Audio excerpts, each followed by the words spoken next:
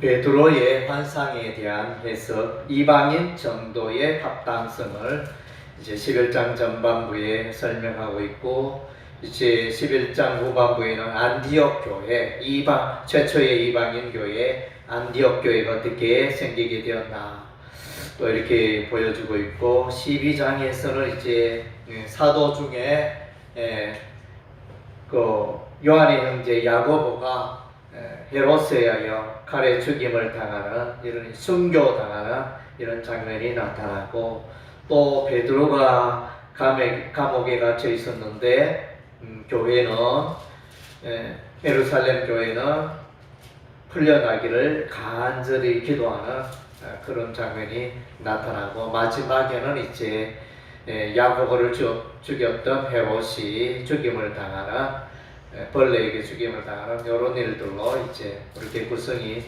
되어져 있습니다. 예, 우리가 이제 전도하는 데는 이제 늘 장벽이 있습니다.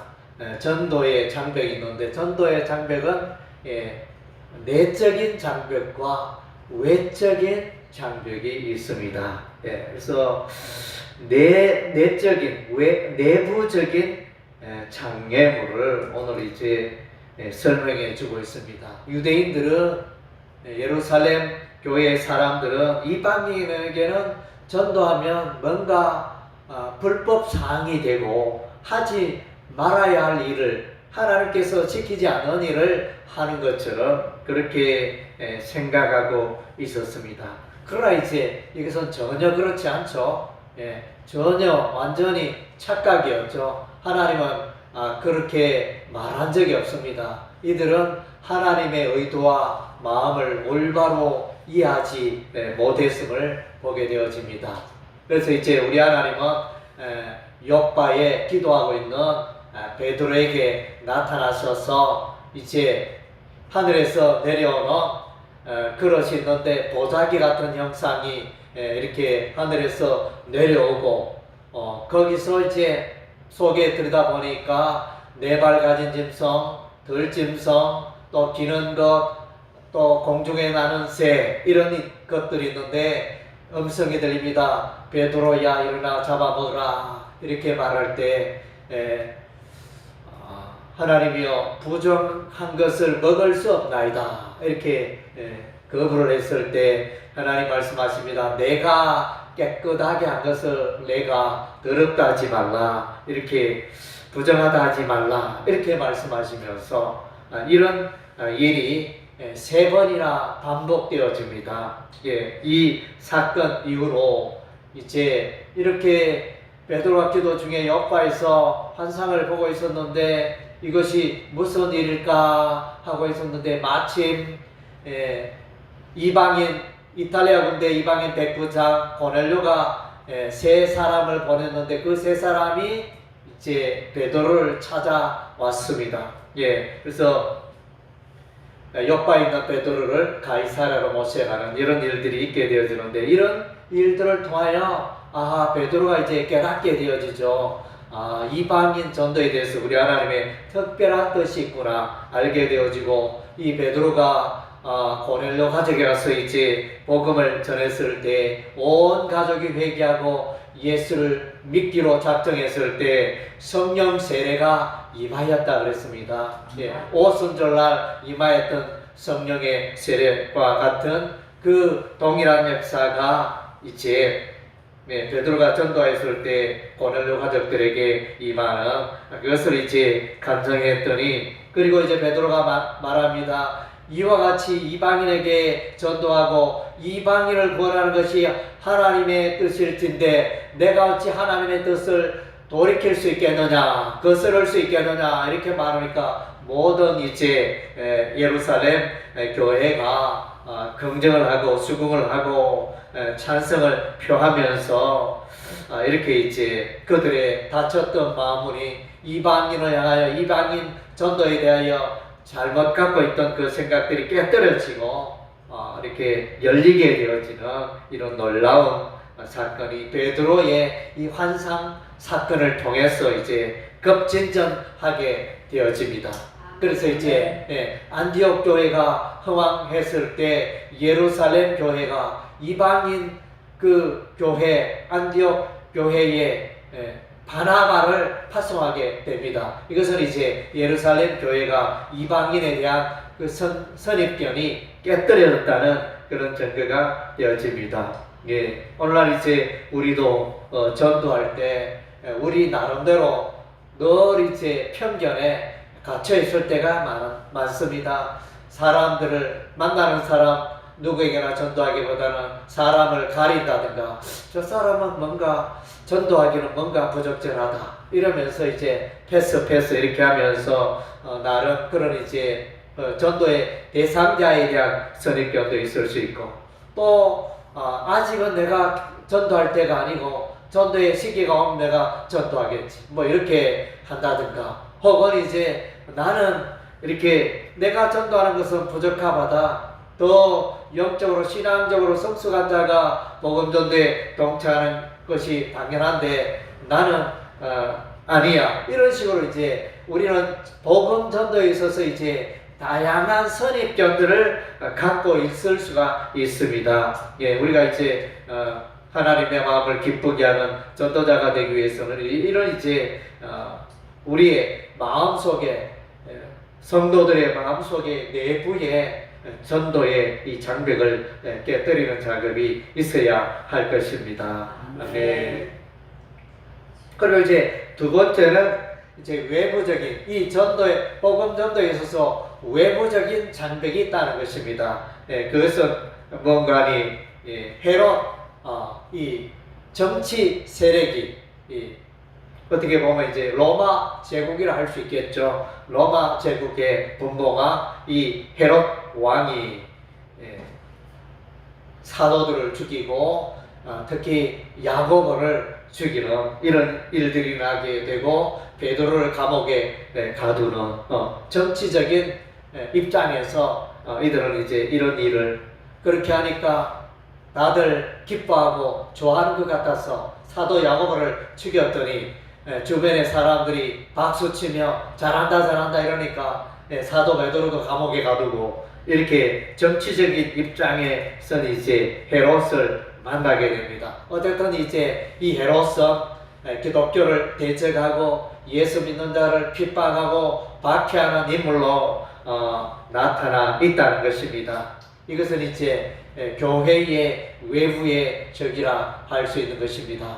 예, 우리가 이제 요한계시록을 해석함에 있어서 중요한 포인트 중에 하나는 이제 로마 제국이 기독교를 박해했다는 것입니다. 예, 그래서 많은 사람을 죽이고 박해하는 그 일에 그래서 이제 요한계시록에 보면 많은 순교자들이 있는데 많은 성도들이 피를 흘렸다 이런 표현들이 나타나는데 로마 제국이 그야말로 적그리스도가 되어서 하나님을 대적하는 세력으로 나타나 있습니다. 그래서 이제 이 분봉왕 헤롯 왕도 역시 이제 이때 당시에 로마 나라가 이스라엘을 통치하고 지배하는 이런 때였습니다. 그래서 이제 로마 제국으로부터의 박해가 있음을 우리가 보게 됩니다. 그래서 이제 우리가 여기서 더 나아가 궁극적으로 이제 기독교 예수를 대적하는 세력은 세상 나라 로마 제국이지만은 짐승과 같은 그런 존재지 요한계시록에 나오는 짐승과 같은 그런 대적이 있지만은 좀 더 나아가서 이제 헤롯이라는 이 인물을 생각해 보면 이 헤롯은 이제 그 뿌리가 에돔 족속입니다. 그래서 이제 신약 성경에 헤롯에 대하여 여러 인물이 나타납니다. 예수님이 태어날 때 헤롯 대왕, 헤롯 1세입니다. 헤롯 1세, 헤롯 대왕이라 이렇게 말하는데 그때 이제 헤롯이 있었고 그리고 나서는 이제 예수님께서 갈릴리로 돌아올 즈음에 이 헤롯이 죽고 이제 헤롯 아켈라오가 이제 다시 그 후임으로 이스라엘을 다스리는 이런 일이 일어나게 됩니다. 예. 그래서 이제 이런 대적들이 일어나게 되는데 그래서 이제 헤롯 대왕, 헤롯 1세는 예수를 죽이려, 아기 예수를 죽이려고 2살 아래 아이들을 모두 죽이는 이런 이제 악한 일을 행한, 그러니까 하나님 메시아를 대적한, 하나님을 대적하는 세력이 헤롯 1세였음을 우리가 알 수 있습니다. 예. 그리고 이제 세례 요한이 죽는 일이 일어납니다. 그때도 헤롯이었는데, 이때 헤롯은 헤롯 안티바스라는 이 헤롯이 세례 요한을 죽이는 일을 저지르게 됩니다. 그리고 이제 오늘 보면 이제 헤롯이 사도 야고보를 죽입니다. 이 헤롯은 누구냐? 헤롯 아그리파 1세, 헤롯 아그리파 1세도 있고 아그리파 2세도 있는데, 그래서 이제 여기는 이제 헤롯 아그리파 1세를 말합니다. 야고보를 죽. 그래서 이제 이 헤롯 왕가죠. 이 헤롯 왕가는 에돔 족속이 되어지고, 이들의 출신 지역이 이두메라고 했습니다. 이두메는 오늘날 이제 에돔 지역을 말합니다. 그래서 이 에돔 지역은 에서의 후손들이 살았던 그 지역이 이제 이두메가 되어집니다. 그래서 이제 하나님께서는 야곱은 사랑하셨으나 예서는 미워했다 그랬는데, 계속해서 이제 이 예서는 하나님을 대적하잖아요. 하나님의 백성을 대적하고, 그래서 상동이 야곱과 예서가 태어날 때 우리 하나님 벌써 예언했잖아요. 야곱은 하나님을 잘 섬기되 이 예서는 하나님을 잘 섬기지 못하고 들 사람이 되어 하나님의 백성을 괴롭히는 존재로 살게 되리라 예언했는데 과연 그렇게 되었습니다. 그래서 이제 이 보니까 신약 시대에 이르기까지 예서의 후손이 하나님의 백성을, 야곱의 후손을 괴롭히는 그런 인물로 나타나고 있습니다. 그리고 이제 우리가 보면 성경에 하나님을 대적하는 세력이 보면 출애굽기에 아말렉 족속이 나타납니다. 그래서 홍해를 건너고 광야 여행을 할 때 이 아말렉 족속이 나타나서 하나님의 백성을 대적하는 일이 일어나게 되었는데, 이 아말렉은 누군가? 이 아말렉도 예서의 후손입니다. 예서의 후손 아말렉. 그래서 이제 이 아말렉이 하나님의 백성을 대적했을 때 우리 하나님은 여호와께서 친히 아말렉과 대대로 싸우리라. 그래서 아말렉은 그 씨가 진멸되리라. 그렇게 출애굽기 말씀을 이렇게 예언했습니다. 그렇게 예언했는데, 그래서 아말렉 족속은 그야말로 씨가 말리게 되어지고, 그래서 성경에 나타나는 에스더서의 하만이 아말렉의 후손, 이 아말렉의 후손 하만이 이스라엘 족속을 진멸하려고, 그래서 외국 땅에 있는 메데 바사 나라에 있는 그 이스라엘 백성들을 진멸하려고 계획했지만 도리어 자기와 자기 족속들이 진멸당하는 그런 일이 있었지 않습니까?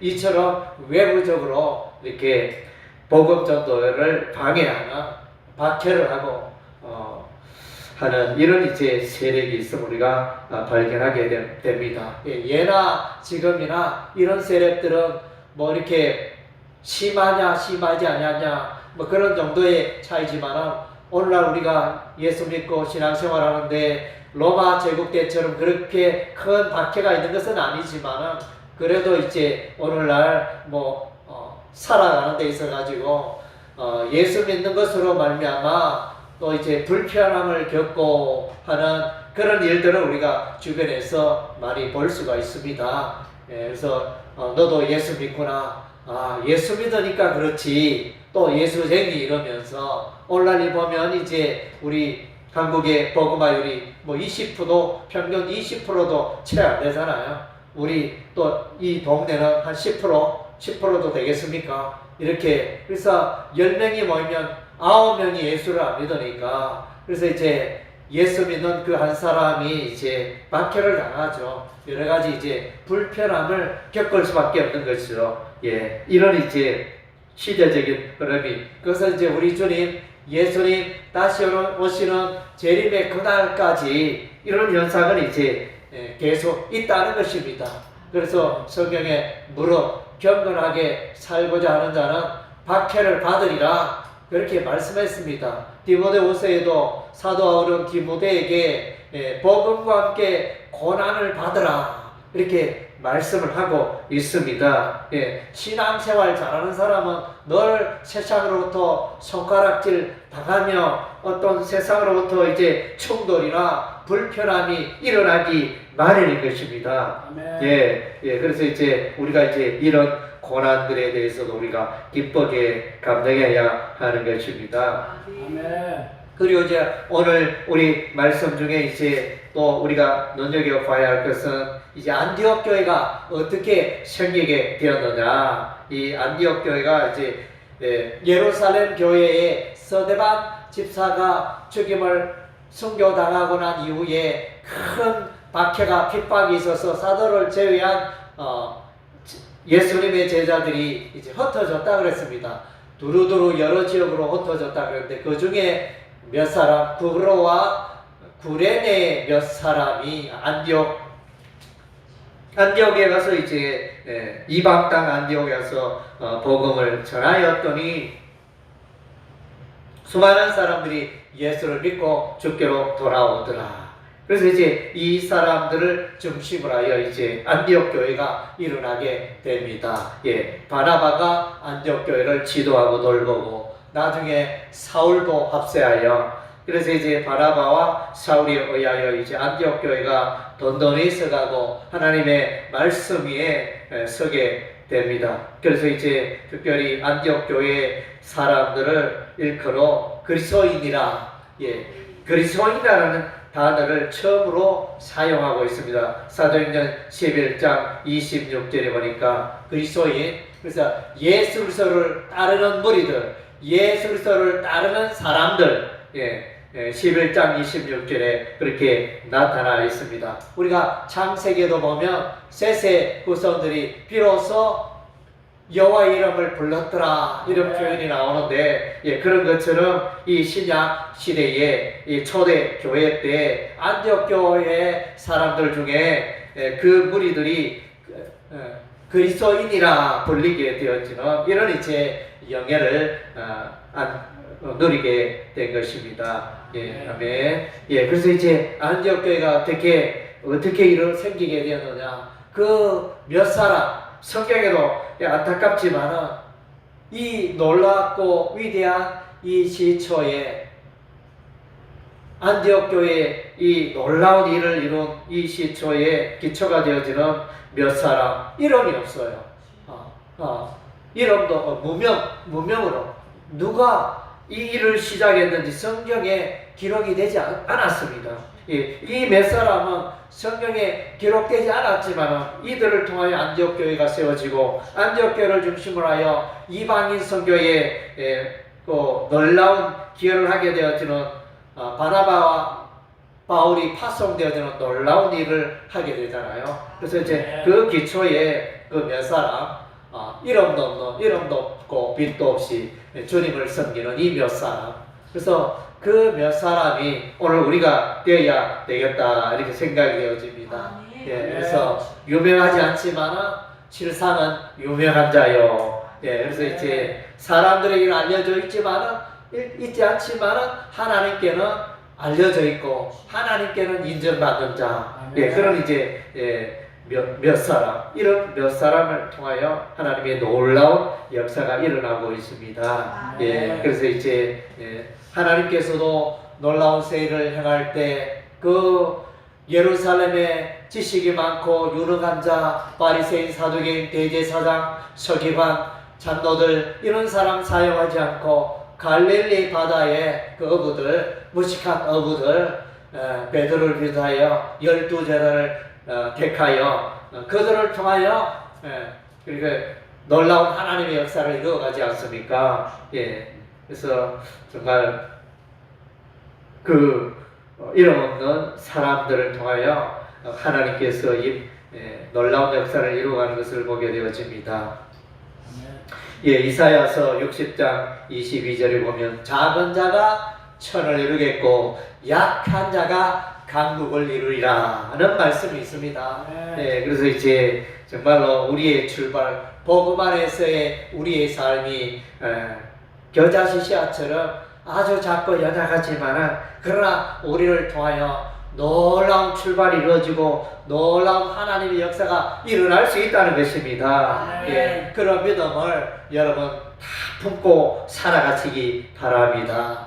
오늘날 보면 이제 우리 주변에 1000명이 되고 10,000명이 되고 큰 교회가 있는데 뭐 100여 년에 그 교회가 뭐 처음부터 사람이 그렇게 많았겠습니까? 원래 우리가 초대교회 우리 참 조선시대에 복음이 들어왔을 때 사랑방에서 몇몇 사람 모여서 찬송하고 성경 읽고 기도하고 그렇게 했던 그들을 통하여 이제 교회가 일어나기 시작했고 사람들이 모이기 시작했고 그래서 이제 100명이 되고 1000명이 되고 10,000명이 되고 이런 역사가 일어났지 않습니까? 예, 처음에는 다 미약합니다. 어느 교회든지 처음에는 다 몇 사람으로 초라하고 볼품 없고 저래가 뭐 교회가 되겠나 다들 이제 그런 식으로 출발하지만 하나님이 함께 하심으로 놀라운 역사가 일어나게 되는 것입니다. 네. 그래서 이제 마지막으로 오늘 우리가 또 눈여겨봐야 할 것은 이제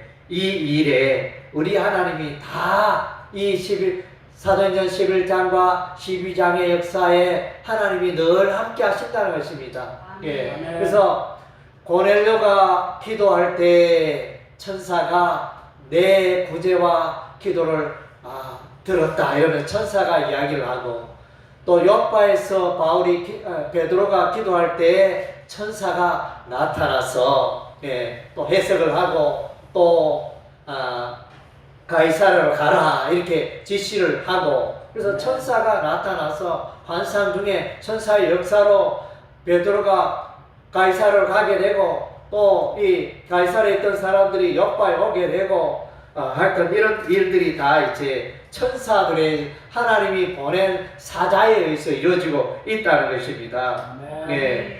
그리고 이제 보니까 베드로가 감옥에 갇혔는데 그래서 첫째 파수, 둘째 파수 이렇게 겹겹이 에워싸인 그런 첩첩 아주 깊은 감옥에 갇혔는데 어떻게 빠져나올 수 있습니까? 하나님의 사자가 나타나서 그래서 이제 바울을 깨우면서 바울아 허리띠를 띠라 신발을 신으라 그러면서 이렇게 나오니까 자동문 다 열리고 그래서 이제 안전하게 나오게 되어지는 이것이 천사가 했잖아요. 베드로가 뭐 특별하게 했던 일은 아무것도 없습니다. 그래서 이제 이런 일들의 배후에는 교회가 간절히 기도했다 그러죠. 12장 5절에 이에 베드로는 옥에 갇혔고 교회는 그를 위하여 간절히 하나님께 기도하더라. 기도의 응답의 역사로 베드로가 이제 이 감옥에서 나오게 된 것입니다. 그리고 이제 뿐만 아니라 이 악한 헤롯이 이 사도 야고보를 죽인 이 죄값으로 마침내 이 헤롯도 죽임을 당합니다. 그래서 하나님께서 벌레를 보내심에 총이 먹어 죽었다. 벌레에게 먹혀 죽었다. 세균 바이러스 감염에 의해서 죽은 것이 아닌가 그렇게 보여집니다. 그래서 이제 하나님의 교회를 박해하는 자에게 우리 하나님이 반드시 징계를 하십니다. 그래서 이제 아기 예수를 죽이려고 했던 헤롯 1세 헤롯 대왕은 얼마 있다가 곧 죽잖아요. 그래서 헤롯이 죽은 성경에 읽어보니까 마태복음 2장에 보니까 헤롯이 죽은 후에 헤롯 아켈라오가 그 뒤를 이어내려 이렇게 이제 그 바뀌는 교체 타이밍에 요셉과 마리아가 갈릴리로 이동하잖아요. 그런 일들 이제 악한 일 하나님의 교회 하나님에 대하여 악한 일을 행할 때 이제 우리 하나님께서 이제 이와 같이 징계를 하시는 모습을 보게 되었습니다. 악한 일을 초대교회를 박해하는 이 헤롯 아그리파 1세는 충이 먹어 죽는 하나님의 징계를 받게 됩니다. 예, 그래서 이제 하나님께서 우리 하나님께서 아브라함에게 말씀하셨잖아요. 너를 저주하는 자는 내가 저주하고 너를 축복하는 자는 내가 축복하리라. 아멘. 그래서 이제 하나님의 백성, 하나님의 교회를 저주하는 자, 박해하는 자에게 우리 하나님이 반드시 갚아주십니다. 그래서 이제 우리가 읽고 있는 요한계시록 그 내용을 보면 이 교회의 주제가, 중요한 주제가 교회의 승리입니다. 로마 제국 사단 마귀가, 그 배후에 사단 마귀가 있지만은 사단 마귀가 교회를 박해하지만은 많은 또 주의 제자들이 순교를 당하지만은 피 가운데 죽어가지고 칼로 죽임을 당하지만은 마침내 승리하게 되고 마침내 새 예루살렘에 들어가게 되어지는 그것을 말해주고 있거든요. 그래서 교회의 승리가 요한계시록의 주제입니다. 그런 것처럼 오늘도 이제 이와 같이 사도행전 2장에 교회가 마침내 승리함을 보여줍니다. 그래서 결과적으로 12장 24절에 하나님의 말씀은 흥왕하여 더하더라. 이런 결론적으로 하나님의 말씀은 흥왕하여 더하고 하나님의 계획과 하나님의 그 복음 전도의 계획은 조금도 뒤바뀜이 없고 요동하지 않고 하나님의 계획대로 든든히 서가고 이루어진다는 것을 말씀해 주고 있는 것입니다. 아멘.